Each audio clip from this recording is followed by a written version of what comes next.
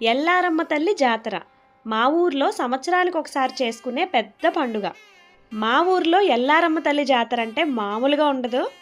ఆ ఎల్లారమ్మ తల్లే వచ్చి ఇంత ఘనంగా జరిపించుకుంటుందా అనిపిస్తుంది. మా ఊర్లో మేమందరం కూడా ఆ ఎల్లారమ్మ తల్లి మా అందరితో ఉన్నట్టే భావిస్తాం. జాతరకి 15 రోజుల ముందు నుండి కూడా అమ్మవారికి నచ్చని పనులు ఎవ్వరూ చేయరు.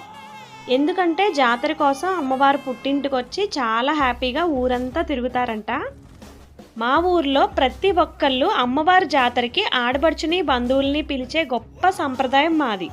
అంటే అమ్మవారి జాతరకి బంధువులు లేని ఇల్లే ఉండదు. జాతర రోజు నైట్ అంతా కూడా అమ్మవారి జాతర చాలా ఘనంగా జరుగుతూనే ఉంటుంది.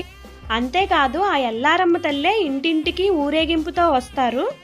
అమ్మవారి రాక కోసం నైట్ అంతా పడుకోకుండా ఎదురు చూస్తూ ఉంటాము. ఆ అమ్మవారి బండిని మోటార్ లేని పల్లకీలో ఊరంతా ఊరేగిస్తారు.